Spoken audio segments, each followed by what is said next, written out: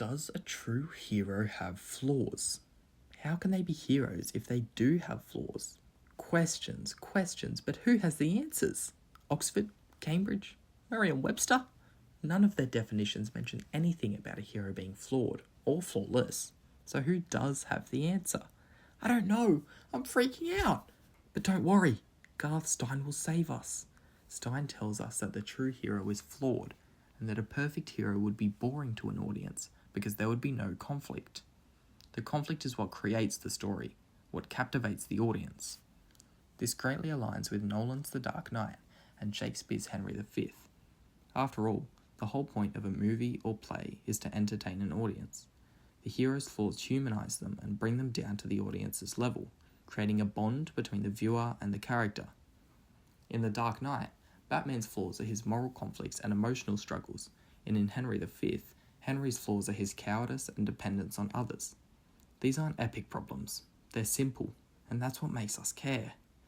In each of these works, there's a so-called irresistible force meeting an unmovable object. In The Dark Knight, the Joker is the irresistible force because he, in Alfred's words, just wants to watch the world burn. Whereas Batman is the unmovable object because he will never stop trying to bring down the Joker. In Henry V, the irresistible force is Henry's desire to be king, and the unmovable object is the harsh realities that come with kingship and war. Firstly, in Nolan's The Dark Knight, Batman's emotional struggles and moral conflicts make him a hero we, as viewers, find both engaging and relatable. His personal flaws are what make us so interested in him, and it helps us to relate to his character. This is first revealed in the scene when Batman accidentally saves Dent instead of Rachel, leading to Rachel's death and Dent's descent into madness. The dark colour palette used in the warehouses and the oil barrels represent Batman's deep upset and grief. Batman's emotional struggles allowed him to be easily manipulated by the Joker, emphasizing the importance of keeping a clear mind in a literal life or death situation, which Batman doesn't do. He immediately goes to the address that the Joker claimed Rachel was in. In saying this, the scene was extremely effective at engaging an audience's attention because it presented a scenario where an innocent person died. Even though not everybody can relate to this specific situation, everyone does suffer from some sort of emotional struggle, showing that Batman's flaws make him an entertaining, relatable hero.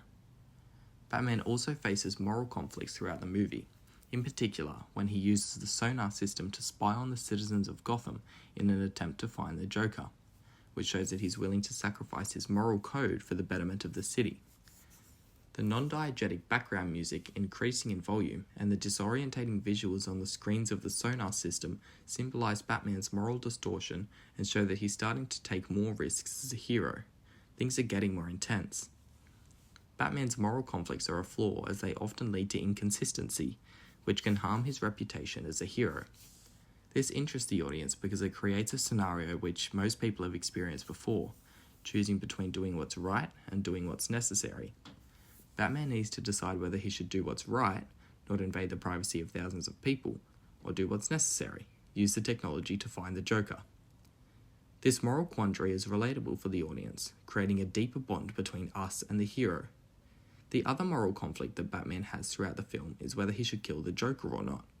When he first becomes Batman, he vowed to never kill anybody, no matter the circumstances, but he's now unsure about whether the Joker is so terrible that he should break his only rule, creating an entertaining standoff. This is particularly shown in the interrogation scene, in which Batman is using violence against the Joker to make him tell him where Rachel and Dent are. The close-up camera angles alternating between each of their faces show that Batman is filled with rage, whereas Joker is calm. These quick camera changes highlight Batman's morals spiraling away. The Joker's making him go crazy and forget about his only rule, which effectively grabs our attention as the audience. This shows that Batman's moral conflicts and emotional struggles create a relatable, entertaining hero for us as an audience. This idea is also explored in Henry V, where we see that Henry's cowardice and dependence on others lead to a relatable, entertaining hero. Shakespeare's showing us the complex human side of a powerful king. He could have made Henry an all-knowing, flawless leader, but he instead gives him normal human emotions, abilities, and actions, a character the audience can connect with. We first see Henry's dependence on others in Act 1, Scene 2, when Henry says, "May I with right and conscience make this claim?" Henry uses formal diction with words like may and right, reflecting the seriousness and importance of his decisions, choosing whether to challenge the French throne, along with a rhetorical question, which symbolises his hesitancy when making such decisions. Instead of deciding for himself based on his own moral judgment, he turns to Canterbury for validation. His willingness to let other people make the tough decisions for him shows that he doubts himself and has an over-reliance on others. His moral questioning adds depth to the scene, leaving the audience unsure about what they would do in this scenario. Henry's cowardice also creates an entertaining character, which is clearly seen in Act 3, Scene 3, when Henry says, "Defile the locks of your shrill, shrieking daughters." Henry uses violent imagery to scare the opposition, the French, into surrendering. Henry doesn't actually want to go through with it. He's using the threat of violence as a tool to put himself in a position of authority. This reveals Henry's inner reluctance of killing people, which is an emotional struggle of his. He's conflicted internally with the idea of taking someone else's life, showing that his cowardice is holding him back as a strong leader. In Act 4, Scene 1, we again see that Henry's cowardice is holding him back when he says, "What infinite heart's ease must kings neglect, that private men enjoy?" Shakespeare gives the disguised Henry a soliloquy after talking with his soldiers, where he says that the kings won't ever achieve the calm and relaxation that a commoner would, highlighting the psychological toll that leadership has taken on him. He isn't confident, he's scared, and he doesn't want to be king. In this moment, we're feeling more connected with Henry as someone who is scared of people getting hurt, as this is a normal human feeling. This shows that Henry's cowardice and dependence on others engages us by making us connect with him, as he is a relatable hero. So, does a true hero have flaws? Of course they do. A hero must have flaws, otherwise the audience wouldn't be interested in them. Their flaws are what makes them human, which is exactly what the audience is looking for. For Batman, his emotional struggles and moral conflict create an engaging, relatable hero for the audience. Whereas for Henry, his cowardice and reliance on others are what make him entertaining.